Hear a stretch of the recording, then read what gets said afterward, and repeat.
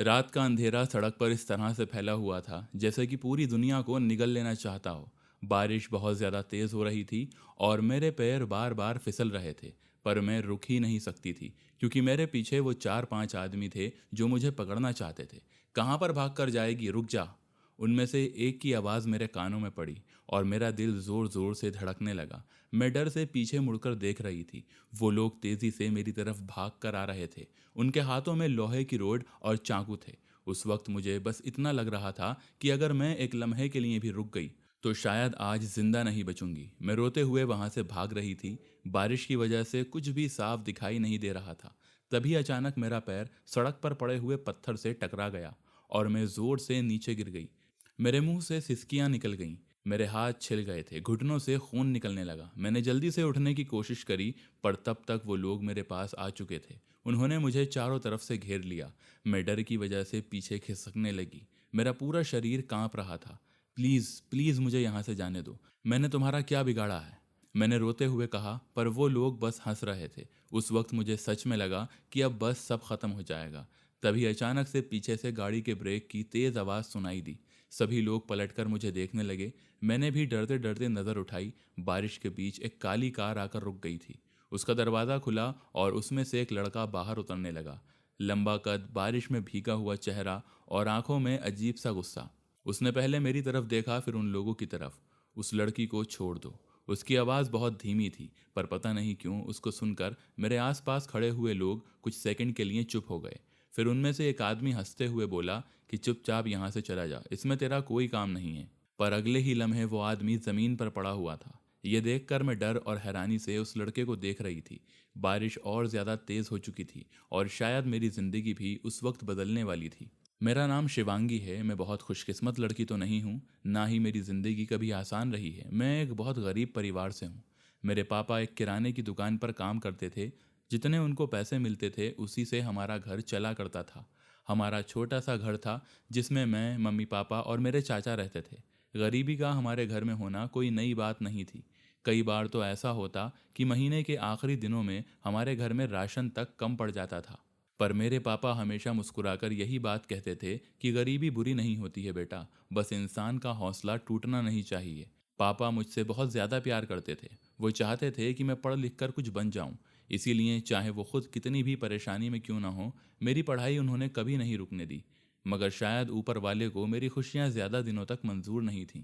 एक दिन पापा की तबीयत बहुत ज़्यादा बिगड़ गई। हम उनको डॉक्टर के पास भी लेकर गए, पर वो बच नहीं सके और अस्पताल के बाहर खड़ी हुई मैं बस रो रही थी। डॉक्टर ने आकर इतना कहा कि हम उनको बचा नहीं पाए। उस वक्त जैसे मेरी पूरी दुनिया ख़त्म हो गई थी। पर उससे भी ज़्यादा बुरा तब हुआ जब मम्मी धीरे धीरे अंदर से टूटने लगीं। वो हर वक्त बस पापा की तस्वीर को देखते ही रहती थीं। ना तो ठीक से खाती थीं, ना किसी से बात करती थीं। और फिर एक दिन उन्होंने भी मुझे अकेला छोड़ दिया। पापा के जाने के सिर्फ 6 महीने के बाद मम्मी भी चली गई थीं। उस दिन मुझे पहली बार ये बात समझ आई कि इंसान सिर्फ बीमारी से नहीं मरता, कभी कभी दर्द भी इंसान को ख़त्म कर देता है। दोनों के जाने के बाद मैं पूरी तरह से अकेली पड़ गई। अगर मेरे चाचा मेरा साथ नहीं देते तो शायद मैं पढ़ाई भी छोड़ देती। हमारा घर वहीं था, पर अब उस घर में पहले जैसी गर्माहट नहीं बची। चाचा एक फैक्ट्री में काम किया करते थे। उनकी कमाई इतनी नहीं थी कि आराम से घर चल सके। इसीलिए मैंने खुद कुछ करने का फैसला किया। मैंने घर पर छोटे बच्चों को ट्यूशन पढ़ाना शुरू कर दिया। सुबह मैं कॉलेज जाती थी और शाम को बच्चों को ट्यूशन पढ़ाती थी। उन पैसों से ही अपनी फ़ीस भी भरती, किताबें खरीदती और चाचा का थोड़ा सा हाथ भी बटा देती। मेरी ज़िंदगी बस इसी तरह चल रही थी, सीधी, शांत और मुश्किलों से भरी। पर मुझे क्या पता था कि एक दिन मेरी यही छोटी सी ज़िंदगी मुझे उस अंधेरी रात तक ले जाएगी जहाँ पर कुछ लोग मेरी जान लेना चाहते होंगे। और तभी मेरी ज़िंदगी में एक ऐसा इंसान भी आएगा जो सब कुछ बदल देगा। शुरुआत में तो मेरे चाचा बिल्कुल वैसे ही थे जैसे वो पहले हुआ करते थे। कम बोलने वाले, सीधे साधे और मेरी फिक्र करने वाले। पापा और मम्मी के जाने के बाद उन्होंने ही मुझे संभाला। इसीलिए मैं उनकी बहुत ज़्यादा इज्जत करती थी। मुझे ऐसा लगता कि चाहे दुनिया मेरा साथ छोड़ दे, पर मेरे चाचा कभी मेरा बुरा नहीं सोच सकते। मगर धीरे धीरे सब बदलने लगा। वो पहले देर रात तक घर आने लगे और कई कई दिन काम पर भी नहीं जाते थे। जब मैंने उनसे पूछा तो वो गुस्सा हो जाते। तू बस अपने काम से काम रखा कर, मुझसे फालतू मत बोलना। और इस पर मैं चुप हो जाती। मुझे लगता था शायद उनको किसी काम की टेंशन है। पर धीरे धीरे बात उससे कहीं ज़्यादा ख़राब होने लगी। एक दिन मैंने देखा कि पापा की पुरानी घड़ी घर पर नहीं थी, वही घड़ी जिसको वो संभाल कर रखा करते थे। मैंने पूरे घर में उसको ढूंढा मगर वो कहीं पर भी नहीं मिली। मैंने चाचा से पूछा तो वह नज़र चुराने लगे। मैंने उसको बेच दिया है। उनका जवाब सुनकर जैसे मेरे अंदर कुछ टूट गया। बेच दी? पर क्यों चाचा? वो तो पापा की निशानी थी ना। निशानी खाकर क्या तेरा पेट भर जाएगा? वो चिल्लाकर बोले। पैसों की ज़रूरत थी मुझे और मैंने उसको बेच दिया। उस दिन पहली बार मुझे उनके अंदर अजीब सा गुस्सा दिखाई दिया। उसके बाद तो जैसे सब धीरे धीरे ख़त्म होने लगा। घर का सामान, पहले टीवी बिक गया, फिर फ्रिज, फिर मम्मी की सिलाई मशीन, यहाँ तक कि पापा की किताबें भी कबाड़ी वाले को बेच दी गईं। मैं हर बार उनको रोकने की कोशिश करती कि चाचा इसको मत बेचिए, ये घर ऐसे तो खाली खाली लगने लगा है। पर वो मेरी बात सुनते ही नहीं थे, उल्टा मेरे ऊपर ही चिल्लाने लग जाते। तू बहुत बोलने लगी है, जितना मैं कर रहा हूँ ना तेरे लिए वही बहुत है। मैं फिर चुप होकर अपने कमरे में चली जाती और रोती रहती। मुझे समझ में नहीं आ रहा था कि आखिर चाचा को हुआ क्या है। फिर धीरे धीरे मुझे पता चलने लगा कि वो कुछ गलत लोगों के साथ उठने बैठने लगे हैं। मोहल्ले में लोग बातें करते कि चाचा जुआ खेलते हैं और कुछ लोग ऐसे लोगों के चक्कर में पड़ गए हैं जिनसे उन्हें दूर रहना ही अच्छा होता है। उनकी आंखें हमेशा लाल रहती थीं, हर वक्त उनको पैसों की ज़रूरत होती। कई बार रात में कुछ अजनबी लोग घर के बाहर आकर ज़ोर ज़ोर से आवाज़ें भी लगाते, हमारे पैसे कब देगा तू, भाग मत जाना, समझा। और मैं डर जाती। जब चाचा घर पर आते तो मैं उनसे पूछती कि वो लोग कौन थे, पर वो मुझे डांट कर कहते कि तुझे हर बात जानने की ज़रूरत नहीं है। और मैं अपने अंदर ही अंदर घुटने लगती। कॉलेज, ट्यूशन, घर के काम और ऊपर से वो घर अब घर जैसा नहीं लगता था। दीवारों तक में भी डर बस गया था। फिर एक दिन मैं बच्चों को ट्यूशन पढ़ाकर कमरे में वापस आई थी कि बाहर आंगन में किसी आदमी की तेज़ आवाज़ सुनाई दी। देख, बहुत टाइम हो गया है, तुझे अभी हमारे 20 लाख रुपए वापस करना होगा, वरना तेरे साथ बहुत बुरा होगा। मेरे हाथ से किताबें नीचे गिर गईं। 20 लाख रुपए! मेरे पैरों के नीचे से ज़मीन खिसक गई। मैं धीरे धीरे दरवाजे के पास गई और बाहर झांक कर देखा। वहां पर 3 आदमी खड़े थे। उनका चेहरा देखकर ही डर लग रहा था और सामने चाचा सर झुकाकर खड़े हुए थे। बस मुझे थोड़ा सा वक्त दे दो, मैं तुम्हारे सारे पैसे वापस चुका दूंगा। वक्त अब ख़त्म हो चुका है। उनमें से एक आदमी ने गुस्से में चाचा का कॉलर पकड़ लिया। पैसे नहीं हैं तो तुझे कुछ और देना पड़ेगा। उस आदमी की नज़र अचानक से मेरी तरफ उठी। मेरी सांसें वहीं पर अटक गईं। उसकी आंखों में जो गंदगी थी उसको देखकर पहली बार मुझे सच में डर महसूस हुआ। और इस वक्त मुझे एहसास हुआ कि चाचा सिर्फ कर्ज में नहीं डूबे थे, उन्होंने हमें बहुत बड़ी मुश्किल में भी डाल दिया था। उस दिन मेरी पूरी दुनिया मेरी आंखों के सामने बिखर चुकी थी। मैं दरवाजे के पास खड़ी हुई कांप रही थी। मेरी समझ में नहीं आ रहा था कि आखिर ये सब हो क्या रहा है। चाचा ने इतने पैसे उधार कैसे ले लिए और अब ये लोग क्या करेंगे? मेरी नज़र बार बार उन आदमी के ऊपर ही जा रही थी। उनके चेहरे देखकर ही मुझे बहुत डर लग रहा था। तभी उनमें से एक आदमी आगे बढ़ा। उसकी आंखों में अजीब सा डर और चेहरे पर ऐसा रौब था कि सामने वाला खुद ब खुद ही डर जाए। बाकी के लोग उसको भाई कहकर बुला रहे थे। बाद में मुझे पता चला कि उसका नाम नीलांबर है, जो कि शहर का बहुत बड़ा गुंडा है। उसकी नज़र अचानक से मेरे ऊपर आकर रुक गई। उसने मुझे सर से लेकर पैर तक देखा और उसके होंठों पर हल्की सी मुस्कान छा गई। मुझे उसकी नज़र से ही घिन सी लग रही थी। मैं डर कर पीछे हट गई। तभी चाचा अचानक उनके सामने हाथ जोड़कर बोले कि भाई, मेरे पास पैसे तो नहीं है, मैं कहाँ से दूंगा आपको 20 लाख? तो फिर तूने लिए ही क्यों थे? नीलांबर की आवाज़ बहुत ठंडी और काटदार थी। चाचा कुछ सेकंड चुप रहे, फिर उन्होंने वो कहा जिसने मेरी आत्मा को भी हिलाकर रख दिया। आप शिवांगी को लेकर चले जाइए। मेरे कानों में जैसे धमाका हुआ। मैंने बेयकीनी से चाचा की तरफ देखा। चाचा, आप ये क्या कह रहे हैं? मेरी आवाज़ कांप गई, पर वो मेरी तरफ देख भी नहीं रहे थे। वो बहुत ज़्यादा सुंदर है, चाचा जल्दी से बोलते ही जा रहे थे। आप चाहो तो उसको अपने साथ रख लो, पर मुझे छोड़ दो और थोड़ा वक्त दे दो। मेरे पैरों के नीचे से ज़मीन खिसक गई। चाचा, ये आप क्या बोल रहे हो? मैं रोते हुए उनके पास भागी। मैं कोई सामान नहीं हूँ जो आप मुझे उनको सौंप रहे हो। प्लीज़ मुझे उनके हवाले मत करिए। मैंने उनका हाथ पकड़ लिया। चाचा, मैं आपकी बेटी जैसी हूँ, आप ऐसा कैसे कर सकते हैं मेरे साथ? आपको शर्म नहीं आ रही? पर उन्होंने मेरा हाथ झड़क दिया। चुप रह तू, वो ज़ोर से चिल्लाए। मेरी वजह से ही तू आज तक इस घर में रह रही है। बहुत एहसान किए हैं मैंने तेरे ऊपर। उनको ऐसे देखकर मेरी आंखों से आंसू लगातार बहने लगे। चाचा, मैं ट्यूशन पढ़ाऊंगी और ज़्यादा मेहनत भी करूंगी। हम पैसे साथ में मिलकर चुका देंगे, पर आप मुझे उनके साथ मत भेजो। मैं उनके पैरों में बैठकर रोने लगी। पर शायद लालच और डर इंसान को पत्थर बना देता है। चाचा ने एक बार भी मेरी तरफ नहीं देखा। उधर नीलांबर बस चुपचाप मुझे देख रहा था। उसकी आंखों में एक अजीब सी चमक थी, जैसे उसको पैसे से ज़्यादा मैं पसंद आ गई हूँ। फिर वो धीरे धीरे मेरी तरफ बढ़ा। मैं डर कर पीछे हट गई थी। नहीं, मेरे पास मत आओ। मेरी आवाज़ कांप रही थी, पर अगले ही पल उसने मेरा हाथ जोर से पकड़ लिया। छोड़ो मुझे। मैं जोर से चीख पड़ी। मैं खुद को छुड़ाने की पूरी कोशिश करने लगी। मैंने अपना हाथ खींचा, पर उसकी पकड़ बहुत मजबूत थी। चाचा बचाइए मुझे, मैं रोते हुए चिल्लाई।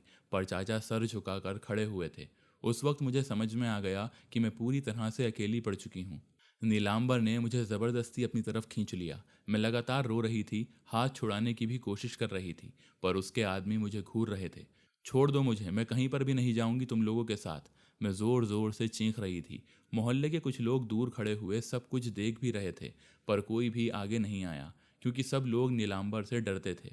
उसने मेरा चेहरा अपनी तरफ घुमाया और हल्की सी मुस्कान के साथ बोला, इतनी खूबसूरत लड़की के बदले तो 20 लाख रुपए का सौदा भी सस्ता है। मुझे उसकी बात सुनकर खुद से घिन आने लगी। मैंने रोते हुए उसको धक्का देने की कोशिश की, पर उसने मुझे और ज़ोर से पकड़ लिया। फिर वो मुझे ज़बरदस्ती अपनी गाड़ी की तरफ लेकर जाने लगा।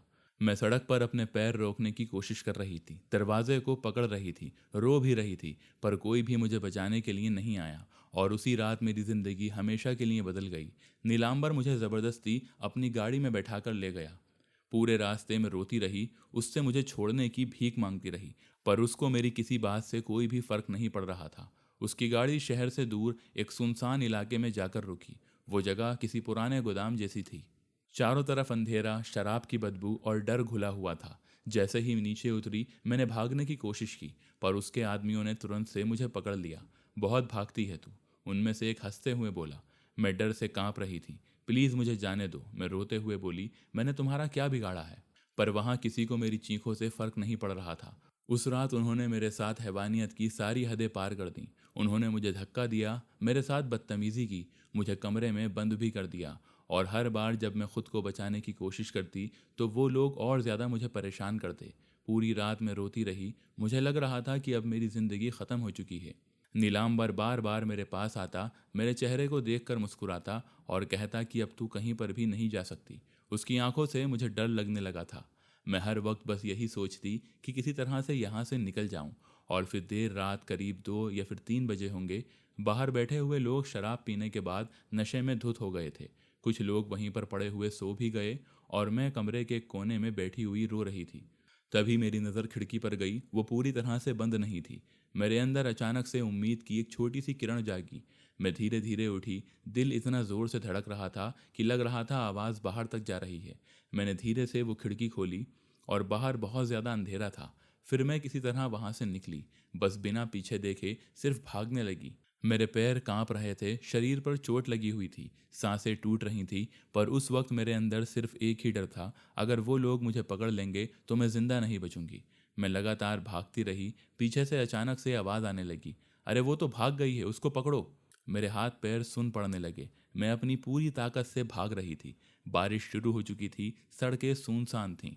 तभी मेरा पैर एक पत्थर से टकराया और मैं सड़क पर गिर गई। मेरे घुटनों से खून निकलने लगा। मैं उठने की कोशिश ही कर रही थी कि जब ही वो लोग मेरे पास पहुंच गए। उन्होंने मुझे चारों तरफ से घेर लिया। अब कहाँ पर जाएगी तू? एक आदमी हंसते हुए बोला। मैं रोते हुए पीछे हटने लगी। प्लीज़ मुझे छोड़ दो। मेरी आवाज़ कांप रही थी। पर तभी पीछे से गाड़ी के ब्रेक की तेज़ आवाज़ आई। सब लोग पलटकर उसको देखने लगे। एक काली कार आकर रुकी थी। उसका दरवाज़ा खुला और उसमें से वो उतरा। बारिश में भीगा हुआ चेहरा, लंबा कद और आंखों में ऐसा गुस्सा जिसको देखकर अच्छे अच्छों की हिम्मत टूट जाए। उसने पहले मुझे देखा, फिर उन लोगों की तरफ देखकर बोला कि लड़की को छोड़ दो। उसकी आवाज़ हल्की थी, पर इतनी खतरनाक कि कुछ वक्त के लिए वहां पर सन्नाटा छा गया। मैं डर और उम्मीद के बीच उसको देख रही थी, क्योंकि मुझे नहीं पता था कि यह आदमी मेरी ज़िंदगी बचाने आया है या मेरी किस्मत मुझे किसी और अंधेरे की तरफ लेकर जा रही है। मैंने कहा ना, उस लड़की को छोड़ दो। लड़के की आवाज़ सुनते ही वहां पर खड़े हुए सारे लोग उसकी तरफ देखने लगे।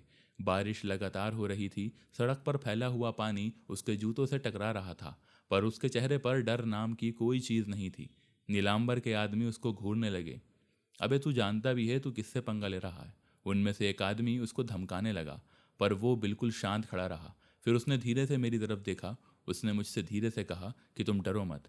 और अगले ही लम्हे सब कुछ बहुत तेज़ी से हुआ। एक गुंडा लोहे की रॉड लेकर उसकी तरफ भागा, पर उसने उसका हाथ पकड़कर इतनी जोर से मोड़ दिया कि उसकी चीख निकल गई। फिर दूसरे आदमी ने पीछे से हमला किया, मगर उसने उसको भी जोर से धक्का देकर सड़क पर गिरा दिया। मैं डर और हैरानी से सब कुछ देख रही थी। वो अकेला था और सामने इतने सारे लोग, पर पता नहीं क्यों उस वक्त वो किसी आम इंसान जैसा नहीं लग रहा था। एक आदमी गुस्से में चिल्लाया, जान से मार दो उसको। सब आदमी एक साथ उस पर टूट पड़े। बारिश के बीच सड़क पर लड़ाई शुरू हो चुकी थी। सब कुछ मेरी आंखों के सामने हो रहा था। मैं दर्द से खुद को संभाल नहीं पा रही थी, पर फिर भी मेरी नज़र बार बार उसके ऊपर ही जा रही थी। वो हर बार मुझे बचाने के लिए उन लोगों के सामने आ जाता। एक आदमी ने पीछे से उस पर चाकू से हमला करने की कोशिश की, पर उसने वक्त रहते ही उसका हाथ पकड़ लिया। फिर उसने उस आदमी को जोर से गाड़ी पर दे मारा। मैंने पहली बार किसी को ऐसे लड़ते हुए देखा था। पर तभी मेरे पीछे खड़ा हुआ गुंडा धीरे धीरे मेरे पास आया। मेरी नज़र उसके ऊपर नहीं गई थी। उसके हाथ में लोहे की भारी रॉड थी और अगले ही लम्हे धड़ाम की सी आवाज़ गूंज गई। वो रॉड सीधे मेरे सर पर आकर लगी थी और मेरी चीख निकल गई। सब कुछ आंखों के सामने घूमने लगा और अंधेरा छा गया। मेरे सर से गर्म खून बहने लगा। आंखों के सामने कुछ नहीं दिख रहा था। मैं गिरने ही वाली थी कि उस लड़के ने मुझे संभाल लिया और फिर मेरी आंखें धीरे धीरे बंद हो गईं। उसके बाद मुझे नहीं पता कि क्या हुआ, और जब मुझे होश आया तो सबसे पहले मुझे अपने सर में तेज़ दर्द महसूस हुआ। मैंने धीरे से आंखें खोली। वो कमरा बिल्कुल अलग था, साफ सुथरा, बड़ा और बहुत शांत। मैं एक नरम से बिस्तर पर लेटी हुई थी। मेरे सर पर पट्टी बंधी हुई थी। कुछ सेकंड तक मुझे समझ में नहीं आया कि मैं कहाँ पर हूँ। तभी कमरे का दरवाज़ा खुला। मैंने नज़र उठाई तो वो लड़का अंदर आया। अब उसने काले रंग की शर्ट पहन रखी थी। उसके हाथों पर हल्की सी चोट थी, शायद लड़ाई की वजह से लगी होगी। वो धीरे धीरे मेरे पास आया और उसने मुझसे पूछा कि तुम अब कैसी हो। उसकी आवाज़ पहले से काफ़ी शांत थी। मैं तुरंत से घबराकर उठने लगी, मगर सर में इतना ज़्यादा तेज़ दर्द हुआ कि मैं दर्द से कराह उठी। अरे आराम से, खुद पर ध्यान दो, उसने धीरे से कहा। तुम्हारे सर पर गहरी चोट लगी है। मैंने अपना सर पकड़ लिया। धीरे धीरे मुझे रात की सब बातें याद आने लगीं। नीलांबर के गुंडे, मेरा वहाँ से भागना और वो लोग। फिर ये लड़का। मैंने घबराकर उसकी तरफ देखा। आप कौन हो? वो कुछ सेकंड तक मुझे देखता रहा और फिर बोला कि राजदीप। मेरा नाम राजदीप है। उसका नाम सुनते ही कमरे में कुछ लम्हे की खामोशी छा गई। कल रात अगर मैं वहाँ पर नहीं पहुँचता तो शायद तुम बच ही नहीं पाती। मेरी आंखें भर आईं। मैंने धीमे से पूछा, तो आपने मुझे बचाया था? उसने हल्का सा सर हिलाया, हाँ। मैं थोड़ी देर चुप रही। मुझे समझ में नहीं आ रहा था कि मैं क्या बोलूं। उसने मुझसे मेरा नाम पूछा और मैंने धीरे से उसको बताया कि मेरा नाम शिवांगी है। एक अजनबी इंसान ने मेरी जान बचाई थी, जबकि अपने ही लोगों ने तो मुझे बेच दिया था। राजदीप कुर्सी खींचकर मेरे सामने बैठ गया। उसकी नज़र बहुत संजीदा थी। अब मुझे आप ये बताओ, उसने धीरे से कहा, आप रात में उन लोगों से भाग क्यों रही थी और वो आपके पीछे क्यों पड़े हुए थे? मुझे समझ में नहीं आ रहा था कि मैं उसको क्या बताऊं और कहाँ से शुरू करूं। मेरे दर्द अभी भी बहुत ज़्यादा तेज़ था, पर उससे ज़्यादा दर्द उन बातों का था जो मेरे अपने लोगों ने मेरे साथ किया। राजदीप चुपचाप मेरी तरफ देख रहा था। उसकी आंखों में गुस्सा नहीं, बस एक संजीदगी थी। मैंने धीरे से बोलना शुरू किया। मेरे चाचा ने मुझे उन लोगों के हवाले कर दिया था। राजदीप की भौहें हल्की सी सिकुड़ गईं। मेरी आंखों से फिर आंसू निकलने लगे। उन्होंने किसी से बहुत सारे पैसे उधार लिए थे, करीब 20 लाख रुपए, और वो लोग पैसे लेने के लिए आए थे। मैं रुक गई, गला भर चुका था। फिर मैंने कांपती हुई आवाज़ में कहा, उन्होंने उनसे बोला कि मेरे पास पैसे नहीं हैं, इसीलिए मेरे भतीजी को ले जाओ। ये कहते हुए भी मेरे अंदर जैसे सब कुछ टूट रहा था। राजदीप के चेहरे पर गुस्सा दिखाई देने लगा। उसके हाथ की नसें तक उभर आईं।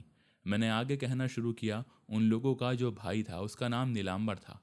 उसका नाम सुनते ही अचानक से राजदीप का चेहरा बदल गया। उसकी आंखें सिकुड़ गईं। क्या नाम बताया आपने? नीलांबर? पर कुछ सेकंड के लिए कमरे में खामोशी छा गई। राजदीप कुर्सी से पीछे हट गया। उसके चेहरे पर ऐसा भाव था जैसे कि कोई पुराना जख्म अचानक से फिर से सामने आ गया हो। तो आखिर वो यहाँ तक पहुँच गया, उसने खुद से धीमे से कहा। मैंने हैरानी से उसकी तरफ देखा। आप उसको जानते हैं क्या? राजदीप हल्का सा हंस गया और वो हंसी बिल्कुल ठंडी थी। जानता नहीं हूँ, वो नीलांबर मेरा पुराना दुश्मन है। मेरी सांस अटक गई थी। मैंने घबरा के उसको देखा। राजदीप कुछ देर खामोश रहा, जैसे कि सोच रहा हो कि मुझे कितना बताना चाहिए और कितना नहीं। फिर वो धीरे धीरे उठा और खिड़की के पास जाकर खड़ा हो गया। बाहर अभी भी हल्की बारिश हो रही थी। उसने बिना मेरी तरफ देखे कहना शुरू किया, आज से करीब 5 साल पहले मैं एक बिल्कुल अलग इंसान था। मेरे पापा पुलिस में थे, ईमानदार और बहुत बहादुर पुलिस वाले। उन्होंने शहर के कई बड़े अपराधियों को जेल पहुंचाया था। उन्हीं में से एक नीलांबर भी था। मैं चुपचाप उसकी बातें सुन रही थी। उसकी आवाज़ में दर्द साफ महसूस हो रहा था। पर नीलांबर सिर्फ कोई छोटा मोटा गुंडा नहीं था, वो पूरे अंडरवर्ल्ड का बहुत बड़ा नाम है। जब मेरे पापा उसके खिलाफ सबूत जोड़ रहे थे तब उसने हमला करवा दिया। राजदीप की आंखों में खतरनाक गुस्सा उतर आया। उस रात उसने मेरे पापा को मरवा दिया। मेरी आंखें फैल गईं। और सिर्फ वही नहीं, उसने मेरी माँ और छोटे भाई की भी गाड़ी का एक्सीडेंट करवाया। ये सब सुनकर मेरे रोंगटे खड़े हो गए। राजदीप की आवाज़ भारी हो गई थी। एक ही रात में मैंने अपना पूरा परिवार खो दिया।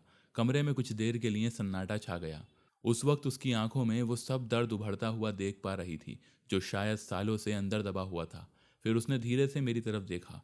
उस दिन के बाद मैं मर चुका था। जो बचा तो सिर्फ बदला था। मेरी सांसें भी अटक गईं। मैंने कानून पर भरोसा करना छोड़ दिया। फिर मैं इस दुनिया में उतर गया जहां नीलांबर राज करता था। मैं उसको बस देखती रह गई। उसने बहुत शांत आवाज में कहा, हाँ, मैं भी अंडरवर्ल्ड का ही हिस्सा हूँ। मेरे हाथ ठंडे पड़ गए। राजदीप आगे बोला, फर्क सिर्फ इतना है कि नीलांबर डर फैलाता है और मैं उसके जैसे लोगों को ख़त्म करता हूँ। उसकी आंखों में उस वक्त इतना खतरनाक सन्नाटा था कि मैं कुछ बोल भी नहीं पाई। अब मुझे समझ में आ रहा था उस रात वो अकेला इतने लोगों से क्यों लड़ पाया, क्यों उसकी आंखों में डर नहीं था, और क्यों नीलांबर का नाम सुनते ही उसका चेहरा एकदम से बदल गया। क्योंकि मैं जिस इंसान के घर में बैठी हुई थी वो कोई आम आदमी नहीं था। वो तो अंधेरी दुनिया का सबसे खतरनाक नाम था, राजदीप चौहान। मैं कुछ देर तक बस उसको देखती रही। मेरे लिए सब कुछ समझना बहुत मुश्किल था। जिस इंसान ने मेरी जान बचाई वो तो खुद अंडरवर्ल्ड का हिस्सा था। मुझे डरना चाहिए था या फिर नहीं। पता नहीं क्यों उसके सामने बैठकर मुझे डर नहीं लग रहा था। शायद इसीलिए क्योंकि उसकी आंखों में वो गंदगी नहीं थी जो मैंने नीलांबर और उसके आदमियों की आंखों में देखी थी। अब तुम यहाँ पर बिल्कुल सेफ हो, उसने शांत आवाज में कहा। नीलांबर तुम्हें इतनी आसानी से नहीं ढूंढ पाएगा। मैंने उससे पूछा, पर अगर उसको पता चल गया कि मैं यहाँ पर हूँ तो? राजदीप हल्का सा मुस्कुराया। तो इस बार उसको मुझसे लड़ना पड़ेगा। उसकी आवाज़ में इतना भरोसा था कि उस लम्हे मेरे अंदर थोड़ा सा सुकून आया। मगर अगले ही लम्हे मुझे अपना चाचा याद आ गया। मेरी आंखें भर आई थीं। मैंने कभी नहीं सोचा था कि अपने ही लोग मुझे बेच देंगे। राजदीप कुछ सेकंड तक चुप रहा, फिर बोला, इस दुनिया में सबसे ज़्यादा चोट अक्सर अपने ही लोग देते हैं। उसकी बातें सुनकर मैं खामोश हो गई। शायद वो भी किसी अपने के धोखे से गुजरा था। तभी कमरे का दरवाज़ा खुला। करीब 50 साल का एक आदमी अंदर आया। सफ़ेद बाल, संजीदा चेहरा, पर आंखों में अपनापन था। राज बेटा, डॉक्टर ने दवाई भेजी है। राजदीप ने हल्का सा सर हिलाया। ये हमारे काका जी हैं, बचपन से ये मेरे साथ रहे हैं। उन्होंने मुझे प्यार से देखा। अब डरने की ज़रूरत नहीं है बिटिया, उन्होंने नरम आवाज़ में कहा। जब तक राज बेटा है कोई भी तुम्हारा कुछ नहीं बिगाड़ सकता। और मैं हल्का सा मुस्कुरा दी। फिर वो काका चले गए, पर जाते जाते उनके चेहरे पर फिक्र साफ दिखाई दे रही थी। शायद उनको भी अंदाज़ा था कि नीलांबर इतनी आसानी से हार मानने वाला नहीं है। और दूसरी तरफ शहर के दूसरे कोने में नीलांबर गुस्से में पूरा कमरा तोड़ रहा था। एक लड़की नहीं संभली तुम लोगों से, उसने टेबल पर रखा हुआ गिलास जोर से फेंक दिया। एक मामूली सी लड़की आखिर निकल कैसे गई? उसके आदमी डर की वजह से सर झुकाकर खड़े हुए थे। तभी उनमें से एक ने कहा कि भाई, उसको बचाने वाला शायद राजदीप चौहान था। कमरे में अचानक से सन्नाटा छा गया। नीलांबर की आंखें खतरनाक तरीके से सिकुड़ गईं। राजदीप, उसने धीरे से नाम को दोहराया। फिर उसके होंठों पर अजीब सी मुस्कान छा गई। तो खेल अब और मज़ेदार होगा, उसने सिगरेट जलाते हुए कहा। जिस लड़की को मैं सिर्फ पसंद करके लाया था, अब वही लड़की राजदीप की कमजोरी बनेगी।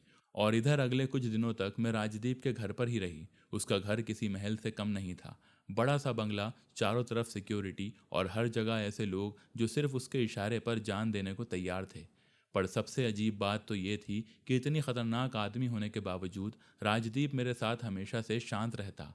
वो कभी मुझसे ऊंची आवाज़ में बात नहीं करता था। मेरी दवाइयों का ध्यान रखता, खाना टाइम पर खिलवाता, और साथ ही हर रात को आकर मुझसे पूछता कि अब तुम्हारा दर्द कैसा है। धीरे धीरे मेरा दर्द कम होने लगा। पर एक सवाल हमेशा मेरे अंदर रहता कि क्या मैं सच में यहाँ पर सेफ हूँ? क्योंकि मैंने महसूस करना शुरू कर दिया था कि राजदीप की दुनिया बाहर से जितनी चमकदार हो, अंदर से उतनी ही अंधेरी है। एक रात मैं पानी लेने के लिए नीचे गई। तभी मैंने पहली बार राजदीप का वो रूप देखा जो शायद दुनिया से छुपा हुआ था। हॉल के बीच में एक आदमी घुटनों पर बैठा हुआ कांप रहा था। उसके आसपास राज के लोग खड़े थे। सामने राजदीप चौहान, उसकी आंखों में उस वक्त बिल्कुल भी रहम नहीं था। मैंने जो पूछा है मुझे जवाब दे, उसकी ठंडी आवाज़ गूंजी। कि नीलांबर का अगला माल कहाँ पर पहुँचने वाला है? वो आदमी डर से कांपने लगा। मुझे नहीं पता साहब। अगले ही लम्हे राजदीप ने टेबल पर रखा हुआ गन उठाकर उसके पास चला दिया। उस लम्हे मेरी चीख निकलते निकलते रह गई। गोली उस आदमी के बिल्कुल पास लगी थी। वो आदमी रोने लगा और मैं डर से वहीं पर जम गई। तभी राजदीप की नज़र मेरे ऊपर पड़ी। कुछ सेकंड तक हम दोनों बस एक दूसरे को देखते रहे। फिर पहली बार मैंने उसकी आंखों में डर देखा, शायद इस बात का डर कि अब मैं उसका असली चेहरा देख चुकी थी। राजदीप कुछ सेकंड तक मुझे देखता रहा। कमरे में अजीब सा सन्नाटा फैल गया था। मेरे हाथ कांपने लगे। मैंने शायद पहली बार इतने करीब से गोली चलते हुए देखी थी। दिल इतनी जोर जोर से धड़कने लगा कि लग रहा था अभी बाहर आ जाएगा। उधर वो आदमी जमीन पर बैठा हुआ रो रहा था। भाई, मैं आपको सब कुछ बता दूंगा। राजदीप ने एक नज़र उसकी तरफ देखा और अपने आदमियों से कहा कि इसको नीचे लेकर जाओ। उसके आदमी तुरंत से उसको घसीटते हुए वहां से ले गए। कुछ सेकंड में पूरा हॉल खाली हो गया था। अब वहां पर सिर्फ मैं और राजदीप खड़े हुए थे। मैं डर कर पीछे हटने लगी। राजदीप ने धीरे से गन टेबल के ऊपर रख दी। शिवांगी, सुनो। वो मेरी तरफ बढ़ा, पर मैं एकदम बोल पड़ी, आप मेरे पास मत आइए। मेरी आवाज़ कांप रही थी और वो वहीं पर रुक गया। उसकी आंखों में हल्की सी बेचैनी दिखाई दी। तुम डर गई हो क्या? मैं हल्का सा हंस गई, पर वो हंसी दर्द से भरी हुई थी। डरूं नहीं तो फिर क्या करूं? आपने गोली चलाई। राजदीप कुछ देर तक चुप रहा, फिर उसने कहा कि अगर मैं ऐसा नहीं करूंगा तो इस दुनिया में जिंदा नहीं रह पाऊंगा। उसकी बात सुनकर मैं खामोश हो गई। वो धीरे धीरे मेरी तरफ आया, पर इस बार उसकी आवाज़ पहले से नरम थी। मैं जानता हूँ मेरी दुनिया बहुत अलग है, पर मैं उन लोगों के जैसा नहीं हूँ जिन्होंने मेरे साथ गलत किया है। फिर वो बोला कि एक ऐसा इंसान जो बहुत पहले अंदर से मर चुका है। उसकी आंखों में उस वक्त इतना दर्द था कि मेरा दर्द थोड़ा सा कम लगने लगा। तभी अचानक से बाहर से गोलियों की आवाज़ गूंज उठी। पूरा बंगला जैसे हिल गया था। मैं डर कर पीछे हट गई। राजदीप का चेहरा एकदम से बदल गया। आप यहीं रहना। मेरी सांसें अटक गईं। क्या? राजदीप ने एकदम से मेरा हाथ पकड़ लिया। मेरे साथ आओ। वो मुझे जल्दी से ऊपर की तरफ लेकर जाने लगा। पूरे घर में अफरा तफरी मची हुई थी। उसके आदमी हथियार लेकर इधर उधर भाग रहे थे। तभी नीचे से किसी की आवाज़ सुनाई दी, शिवांगी को ढूंढो, उसको लाने के लिए कहा है भाई ने। उस लम्हे मेरे पैरों के नीचे से ज़मीन निकल गई। मैं डर कर राजदीप के और करीब हो गई थी। वो मुझे एक कमरे में लेकर गया और दरवाज़ा बंद कर दिया। जब तक मैं नहीं आता हूँ बाहर वापस मत निकलना। मेरी बात पूरी होने से पहले ही उसने अपनी कमर से गन निकाली। उसकी आंखों में सिर्फ आग थी। आप बहुत सावधान रहिएगा। मेरी आवाज़ धीमी थी और वो हल्का सा मुस्कुरा गया। मेरे लिए डर रही हैं आप? मैं कमरे के अंदर बैठी हुई रो रही थी और प्रार्थना कर रही थी, क्योंकि पता नहीं क्यों अब मुझे अपनी जान से भी ज़्यादा डर राजदीप के लिए भी लग रहा था। बाहर से लगातार गोलियों की आवाज़ आ रही थी। हर आवाज़ पर मेरा दिल ज़ोर से धड़कने लग जाता। मैं कमरे के कोने में बैठी हुई थी। हाथ डर से ठंडे पड़ चुके थे। समझ में नहीं आ रहा था कि बाहर हो क्या रहा है, कौन जिंदा है और कौन नहीं। पर मेरे दिमाग में सिर्फ बार बार एक ही चेहरा था, राजदीप का चेहरा। मैंने खुद को समझाने की कोशिश की कि वो कोई आम इंसान नहीं, वो खुद इस दुनिया का खतरनाक आदमी है, उसको कुछ नहीं होगा। पर फिर भी मेरा मन घबरा रहा था। तभी अचानक से बाहर से किसी के चीखने की आवाज़ आई। फिर एक ज़ोरदार धमाका हुआ। मैं डर कर उठकर खड़ी हो गई। कमरे के बाहर भागते हुए लोगों की आवाज़ आ रही थी, भाई को गोली लगी है। मेरी सांसें वहीं पर रुक गईं। मेरे मुंह से निकला, क्या? मैंने उस वक्त बिना सोचे दरवाज़ा खोल दिया। राजदीप ने मुझसे मना किया था, पर उस वक्त मेरा दिमाग काम करना ही बंद कर गया था। मैं जल्दी जल्दी नीचे की तरफ भागी। पूरा हॉल बिखरा हुआ था। कांच टूटे हुए थे, दीवारों पर गोलियों के निशान और चारों तरफ खून फैला हुआ था। राजदीप के आदमी भी घायल पड़े थे। तभी मेरी नज़र सामने गई और मैं वहीं पर रुक गई। राजदीप जमीन पर घुटनों के बल बैठा हुआ था। उसके कंधे से खून लगातार बह रहा था और सामने नीलांबर खड़ा था। उसके हाथ में गन भी थी और चेहरे पर वही डरावनी मुस्कान छा गई। मैंने कहा था, वो धीरे धीरे बोल पड़ा, कि ये लड़की तेरी कमजोरी बन जाएगी राजदीप। राजदीप दर्द में होने के बावजूद भी उसको बुरी तरह घूर रहा था। अगर हिम्मत है तो सामने आकर वार कर। अरे राजदीप, तू अभी भी खुद को हीरो समझता है। फिर उसकी नज़र मेरे ऊपर पड़ी। उसकी आंखों में वही गंदगी की चमक वापस आ गई। आखिर मिल ही गई है तू मुझे। मैं डर कर पीछे हटी। नीलांबर धीरे धीरे मेरी तरफ बढ़ने लगा। इस बार तुझे मुझसे कोई भी नहीं बचा पाएगा। तेरा हीरो भी मेरे कब्जे में है। और मैं कांपने लगी। तभी अचानक से गोली चलने की आवाज़ गूंजी। उसके कदम रुक गए और चेहरे से मुस्कान गायब हो गई। उसके हाथ से खून निकल रहा था। राजदीप ने ज़मीन पर पड़े पड़े ही गन उठाकर उसको गोली मार दी थी। शिवांगी से दूर रहना। उसकी आवाज़ गुस्से से कांप रही थी। नीलांबर दर्द से तिलमिला रहा था। वो गुस्से में राजदीप पर गोली चलाने वाला ही था कि तभी बाहर से पुलिस के सायरन की आवाज़ आने लगी और उसका चेहरा बदल गया। उसके आदमी घबरा कर चिल्लाने लगे, भाई पुलिस आ गई है। उसने राजदीप को देखा, तो तू आज बच गया है। फिर उसने मुझे घूरा, पर याद रखना शिवांगी, तू सिर्फ मेरी है, क्योंकि तेरे चचा ने मुझे तुझे बेच दिया है। उसकी बात सुनकर मेरे अंदर डर और भर गया। अगले ही पल वो अपने आदमियों के साथ वहां से भाग गया और कुछ सेकंड तक पूरा हॉल शांत हो गया। मैं तुरंत राजदीप के पास गई। राजदीप के खून बह रहा था। ये देख कर मैं घबरा गई। आपको तो बहुत खून निकल रहा है। राजदीप दर्द में भी हल्का सा मुस्कुराया। आप मेरी इतनी फिक्र मत करो, मैं अभी जिंदा हूँ। उस पल मेरी आंखों से आंसू निकल आए। आपको अगर कुछ हो जाता तो फिर? मैं बोलते बोलते रुक गई। वो मुझे देखता रहा। फिर उसने धीरे से मेरा हाथ पकड़ लिया। नहीं, मुझे कुछ नहीं होगा। उसकी हथेली गर्म थी, पर पकड़ बहुत कमज़ोर हो गई। तभी काका और बाकी लोग जल्दी से वहाँ पर पहुँचे। राज बेटा सब उसको संभालने लगे, पर मेरी नज़र सिर्फ उसके ऊपर टिकी हुई थी। और पहली बार मुझे एहसास हुआ कि ये आदमी सिर्फ मेरी जान नहीं बचा रहा, धीरे धीरे मेरे लिए कुछ खास बनने लगा है। उस रात डॉक्टर ने किसी तरह से राजदीप की गोली निकाल दी थी, इसीलिए जान का खतरा तो नहीं हुआ, पर काफ़ी खून बह चुका था। पूरा बंगला रात भर जागता रहा। काका भी बार बार डॉक्टर से एक ही सवाल पूछ रहे थे कि राज बेटा ठीक तो हो जाएगा ना। और मैं कमरे के बाहर बैठी हुई बस उसके दरवाजे को देख रही थी। पता नहीं क्यों, पर जब तक डॉक्टर बाहर आकर ये नहीं बोले कि वो खतरे से बाहर है, तब तक मेरी सांस अटक रही थी। सुबह करीब 4 बजे डॉक्टर बाहर आए। अब खतरा नहीं है, बस इतना सुनते ही मेरी आंखों से आंसू निकल आए। काका ने भी मुझे उस नज़र से देखा जैसे वो समझ गए हों कि अब राजदीप सिर्फ मेरा मददगार नहीं रहा। और अगले 2 दिन राजदीप अपने कमरे से बाहर भी नहीं आया था। डॉक्टर ने उसको आराम करने को कहा, पर पता नहीं क्यों 2 दिन में पूरा घर खाली सा लग रहा था। मैं बार बार उसके कमरे के बाहर तक जाती, फिर वापस आ जाती। खुद भी नहीं समझ पा रही थी कि मुझे उतनी बेचैनी क्यों हो रही है। तीसरे दिन सुबह काका ने मुझे आवाज़ दी, बिटिया ज़रा ये सूप देकर आओ राज बेटा को। वो तो किसी की बात ही नहीं सुन रहा है। मैंने बिना कुछ कहे ट्रे उनसे ले ली। अब मेरा दिल अजीब तरीके से धड़क रहा था। मैं धीरे से उसके कमरे के अंदर गई। राजदीप खिड़की के पास खड़ा हुआ था। उसने सफ़ेद शर्ट पहनी हुई थी, पर कंधे पर बंधी पट्टी साफ दिखाई दे रही थी। डॉक्टर ने आराम करने को कहा है ना आपसे? मेरे मुंह से एकदम ये बात निकली और राजदीप पलट गया, फिर हल्का सा मुस्कुराया। तो अब आप भी मुझे डांटने लगी हो? मैं थोड़ा सा झुक गई। ये सूप आपकी तबीयत के लिए। मेरी फिक्र हो रही है आपको? उसने बीच में ही मुझसे पूछा। मैं फौरन चुप हो गई। राजदीप धीरे धीरे मेरे पास आया। उसकी आंखें हमेशा की तरह शांत थीं, पर आज उनमें कुछ अलग था। पता है, वो धीमे से बोला, बहुत साल हो गए हैं किसी को मेरी फिक्र करते हुए देखे। उसकी ये बात सुनकर अजीब सा दर्द महसूस हुआ। शायद वो सच में बहुत अकेला था। मैंने धीरे से वो ट्रे टेबल पर रखी। नहीं, आप अकेले नहीं हो। मेरे मुंह से बिना सोचे ये बात निकली। राजदीप कुछ सेकंड तक बस मुझे देखता रहा। कमरे में खामोशी फैल गई थी। मेरा दिल इतनी तेजी से धड़क रहा था कि मुझे खुद उसकी आवाज़ सुनाई देने लगी। तभी अचानक वो दर्द से हल्का सा कराह गया था।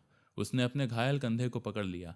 मैं तुरंत से घबरा गई। बैठ जाइए आप। मैं जल्दी से उसके पास गई और उसको पकड़कर बैठाया। अभी आपको आराम की ज़रूरत है और आप घूम रहे हैं। मैं धीरे धीरे उसकी पट्टी के पास दवाई लगाने लगी। मेरे हाथ हल्के से कांप रहे थे। राजदीप लगातार ही मुझे देखने लगा। इतना करीब होने की वजह से मुझे उसकी सांसें तक महसूस हो रही थी। शिवांगी, उसने धीरे से मेरा नाम लिया। मेरे हाथ रुक गए। आपको मुझसे डर नहीं लगता? अब मैं कुछ सेकंड चुप रही, फिर धीरे से सर हिला दिया कि नहीं। उसने मुझसे पूछा क्यों? मैंने उसकी आंखों में देखते हुए कहा, क्योंकि आपने कभी मुझे डर महसूस ही नहीं होने दिया। राजदीप की आंखें अब हल्की सी नरम पड़ गईं। वो कुछ बोल ही रहा था कि तभी नीचे से किसी आदमी की घबराई हुई आवाज़ सुनाई दी। दरवाज़ा ज़ोर से खुल गया। भाई भाई सुनो! राजदीप का आदमी हाँफते हुए अंदर आया। नीलांबर ने शिवांगी के चाचा को उठा लिया है। उस आदमी की बात सुनते ही कमरे का माहौल बदल गया। क्या? तभी मेरे मुंह से घबराई हुई आवाज़ निकली और राजदीप का चेहरा सख्त हो गया। नीलांबर ने शिवांगी के चाचा को उठा लिया। उसने दोबारा से पूछा। हाँ भाई, वो आदमी बोला, हमारे लोगों ने अभी खबर दी है। नीलांबर के आदमी उनको ज़बरदस्ती लेकर गए हैं। मेरे पैरों के नीचे से ज़मीन निकल गई। मेरे दिमाग में चाचा का डरा हुआ चेहरा घूम गया। हालांकि उन्होंने मेरे साथ जो किया था वो मैं कभी भूल नहीं सकती। उन्होंने मुझे बेच दिया था, उन दरिंदों के हवाले कर दिया था, पर फिर भी वो मेरे अपने थे। फिर उसकी तरफ देखा, उसकी आंखों में कोई फ़र्क नहीं था। ऐसे आदमी के साथ तो ऐसा ही होना चाहिए। उसने गुस्से से कहा, जिस इंसान ने अपनी भतीजी को बेच दिया वो किसी मदद के लायक भी नहीं है। उसकी बात सुनकर मैं चुप हो गई। उस वक्त मेरा दिल फिर से चाचा के लिए डर रहा था।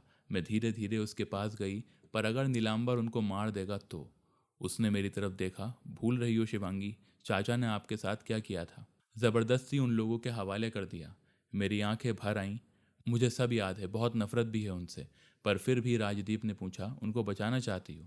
फिर मैं धीरे से बोली, पर वो मेरे अपने हैं। मेरी आवाज़ कांप गई। वो शायद लालच से अंधे हो गए थे, पर उनके साथ अगर कुछ हो गया तो मैं खुद को कभी माफ़ नहीं कर पाऊंगी। कमरे में खामोशी सी छा गई थी। राजदीप बस मुझे देखता रहा। शायद उसको उम्मीद नहीं थी कि इतना सब होने के बाद भी मैं अपने चाचा के लिए रोऊंगी। मैंने उसकी तरफ देखते हुए कहा, प्लीज़ राजदीप, उनको बचा लीजिए। सच में शिवांगी, आप बहुत अलग हो। आपके दिल में चाचा के लिए अभी भी कोई नफरत नहीं है। मैंने आंसू से भरी आंखों से देखा। वो हल्का सा मुस्कुराया, पर उस मुस्कान में दर्द था। जिस इंसान ने आपको बेच दिया, आज भी उसी की जान बचाने के लिए सोच रही हो। मैंने धीमे से कहा, अगर मैं भी नफरत करने लगूंगी तो फिर उनमें और मुझ में क्या फ़र्क रह जाएगा। मेरी बात सुनकर वो कुछ सेकंड तक बिल्कुल चुप रहा। फिर उसकी आंखों में मेरे लिए इज्जत साफ दिखाई दी। आपका दिल बहुत ज़्यादा साफ है। सच में मेरी सांस हल्की सी अटक गई। उसका हाथ अभी भी मेरे चेहरे के ऊपर था। फिर अगले ही लम्हे उसका चेहरा संजीदा हो गया। ठीक है, मेरी आंखों में उम्मीद आ गई। मैं उनको वापस लेकर आऊँगा। पर उसकी आवाज़ ख़तरनाक हो गई थी। तभी नीचे से उसके आदमियों की आवाज़ आई, भाई गाड़ी तैयार है। और राज वहाँ से जाने लगा, पर मैंने उसका हाथ पकड़ लिया। फिर से मेरी फिक्र होने लगी है। वो बोला, जब तक मैं जिंदा हूँ आपके किसी अपने को कुछ नहीं होने दूंगा। और इतना कहकर वो चला गया। पर पता नहीं क्यों उसके जाते ही मेरे दिल में अजीब सा डर बैठ गया, जैसे इस बार बहुत बुरा होने वाला है। राजदीप के जाते ही मेरा मन और ज़्यादा घबराने लगा। मैं बार बार नीचे हॉल तक जाती, फिर वापस ऊपर आ जाती। पूरे घर में खामोशी फैली हुई थी। उसके आदमी लगातार फ़ोन पर बात कर रहे थे। कोई लोकेशन पता कर रहा था, कोई गाड़ियों की तैयारी कर रहा था। शाम को मुझे आवाज़ सुनाई दी। मैं फ़ौरन से भागकर नीचे आई। दरवाज़ा खुला। सबसे पहले राजदीप अंदर आया। उसके चेहरे पर सुकून दिखाई दे रहा था और हाथ के पास हल्का सा खून भी था। आप ठीक तो हो? मैं जल्दी से उसके पास पहुंची। राज अंदर आया। मैंने जैसे ही देखा, मेरे चाचा की हालत भी बहुत ख़राब थी। उनके चेहरे पर चोट के निशान थे, होंठ फटे हुए थे, कपड़े भी गंदे और खून से सने हुए थे। मैं तुरंत से उनके पास भाग कर गई। चाचा, ये क्या हालत हो गई आपकी? मेरी आंखों से आंसू निकल पड़े। उस एक नज़र में साफ दिखाई दे रहा था। उनको नीचे वाले कमरे में लेकर जाओ, राज ने कहा। डॉक्टर को बुलाओ। कुछ लोग उन्हें ले गए। मैं कुछ सेकंड वहीं पर खड़ी रही। फिर मैंने धीरे से राजदीप की तरफ देखा। उससे पूछा कि क्या हुआ था वहाँ पर। तो उस पल राजदीप ने थककर सोफे पर बैठते हुए गहरी सांस ली। नीलांबर उनका इस्तेमाल करना चाहता था। क्या मतलब? उसको पता था कि आप अपने चाचा को लेकर कमज़ोर पड़ जाओगी। वो बोला, इसीलिए उसने उनको जिंदा रखा था। मेरे हाथ ठंडे पड़ गए। राजदीप कुछ पल चुप रहा, फिर बोला कि ये बात अच्छी हुई वैसे। मैंने सवाल भरी नज़रों से उसकी तरफ देखा। चाचा को अपनी गलती समझ आ गई है। फिर डॉक्टर जब उनकी पट्टी कर रहा था, वो दर्द से कराह रहे थे। मैं दरवाजे के पास ही रुक गई थी। पता नहीं उनके पास जाने की हिम्मत नहीं हो रही थी। डॉक्टर पट्टी करके चले गए। अब कमरे में सिर्फ मैं और चाचा ही रह गए थे। मुझे माफ़ कर दे बेटी। उनकी आवाज़ टूटने लगी। मुझे पैसों के लालच और गलत लोगों की आदत ने मुझे अंधा कर दिया था। उन्होंने रोते हुए कहा, तब पहली बार मुझे समझ आया कि मैंने अपनी ही बच्ची को नर्क में धकेल दिया था। मैं कुछ नहीं बोल पाई। उनकी आवाज़ में दर्द था। राजदीप के चेहरे पर उस पल अजीब सी शांति थी। शायद उसने पहली बार किसी को इतनी आसानी से टूट कर माफ़ करते हुए देखा हो। अगले कुछ दिन शांत से गुजरे। घर का माहौल पहले जैसा डरावना नहीं रहा। चाचा अब ज़्यादा चुप रहते थे। उनकी आंखों में हर वक्त पछतावा दिखाई देता। वो मुझसे नज़र मिलाने से भी कतराते। और सच कहूँ तो मैं भी सब कुछ भूल नहीं पा रही थी। मैं उनकी देखभाल करती, दवाई देती, खाना रख देती, पर पहले जैसी बात नहीं रही थी। कुछ रिश्ते टूट तो जाते हैं, पर उनके निशान हमेशा रह जाते हैं। उधर राजदीप पहले से ज़्यादा खामोश रहने लगा। वो अक्सर देर रात तक बाहर रहता और सुबह को लौटता। उसके चेहरे की थकान देखकर साफ समझ आता कि ज़रूर कुछ बात है, पर वो मुझसे ज़्यादा कुछ कहता नहीं। शायद मुझे उस दुनिया से दूर रखना चाहता था। फिर भी धीरे धीरे हमारे बीच में दूरी ख़त्म होने लगी।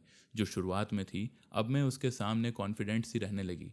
कई बार हम रात को छत पर बैठकर चाय पीते। ज़्यादातर तो खामोश ही रहती, पर पता नहीं क्यों वो खामोशी भी अच्छे लगने लगी थी। एक रात मैं छत पर खड़ी हुई थी। हल्की सी हवा चल रही थी। राजदीप मेरे पास आकर खड़ा हो गया। नींद नहीं आ रही है क्या? उसने पूछा। मैं हल्का सा मुस्कुराई। आपको भी तो नहीं आ रही है? फिर वो भी हल्का सा मुस्कुरा दिया। कुछ सेकंड हम दोनों चुप रहे। फिर मैंने धीरे से पूछा कि आप कभी ये सब छोड़ने के बारे में सोचते क्यों नहीं? राजदीप की नज़र सामने अंधेरे में चली गई। पर हर चीज़ का दूसरा रास्ता भी होता है। मेरी बात पर वो हल्का सा हंस गया। आपको लगता है मेरे जैसे लोग आसानी से इस दुनिया से बाहर निकल जाते हैं? मैंने उसकी तरफ देखा। अगर इंसान चाहे तो निकल भी सकता है। राजदीप कुछ नहीं बोला, पर उसकी आंखों में पहली बार डर दिखाई दिया। उसको खुद पर भरोसा नहीं था। उसी रात नीचे हॉल में राजदीप के आदमी उसका इंतज़ार कर रहे थे। जैसे ही वो नीचे गया, माहौल अचानक संजीदा हो गया। भाई, एक आदमी बोला कि खबर पक्की है कि नीलांबर अगले 2 दिन में शहर छोड़ने वाला है। राजदीप ने ध्यान से सुना। कहाँ पर? तो पता चला कि वो दुबई जाने वाला है। कुछ सेकंड के लिए पूरा हॉल शांत हो गया। राजदीप धीरे धीरे सोफे पर बैठ गया। उसकी आंखों में वही पुराना गुस्सा उतर आया था। बचकर भागना चाहता है, उसने धीमे से कहा। उसके बाद में उसके आदमी बोले, भाई ये हमारे लिए आखिरी मौका हो सकता है। राजदीप चुप रहा। फिर उसने धीरे से सर उठाया। चलने की तैयारी करो। उसकी आवाज़ अब बिल्कुल बदल चुकी थी। इस बार खेल ख़त्म होकर ही रहेगा। फिर अगले दिन पूरे घर का माहौल अलग था। हर कोई किसी न किसी तैयारी में लगा हुआ था। हथियार निकालना, गाड़ियों को ठीक करना, फ़ोन पर बात करना, सब कुछ बहुत तेज़ी से हो रहा था। मैं सब कुछ देखकर घबराने लगी। शाम को जब राजदीप अपने कमरे में था तो मैं उसके पास गई। वो अपनी गन साफ कर रहा था। मैं दरवाजे पर खड़ी रही। आप सच में जा रहे हो क्या? तो राजदीप ने मेरी तरफ देखा। हाँ। ज़रूरी है क्या? मैंने पूछा। वो कुछ पल चुप रहा, फिर बोला, कुछ लड़ाइयाँ अधूरी छोड़ दी जाएं तो वो ज़िंदगी भर पीछा नहीं छोड़ती हैं। मैं धीरे धीरे उसके पास गई। पर अगर आपको कुछ हो गया तो? मेरी नज़र खुद कांप गई। राजदीप ने मेरी तरफ देखा और उस नज़र में कुछ ऐसा था जिससे मेरी सांस रुक सी गई। तुम्हें सच में मेरी इतनी फिक्र होने लगी है? मैं जवाब नहीं दे पाई, क्योंकि शायद अब मुझे खुद भी समझ आने लगा था कि वो सिर्फ मेरी ज़िंदगी बचाने वाला इंसान नहीं रहा है। राजदीप धीरे से उठा और मेरे पास आकर खड़ा हो गया। शिवांगी, उसकी आवाज़ बहुत ही धीमी थी, अगर मैं इस बार वापस नहीं आया तो प्लीज़ आप ऐसा मत कहें। मैंने तुरंत से उसकी बात को काट दिया। मेरी आंखें भी भर आई थीं। आपको कुछ नहीं होगा राजदीप। मुझे कुछ सेकंड तक देखकर बोला, हाँ कुछ नहीं होगा।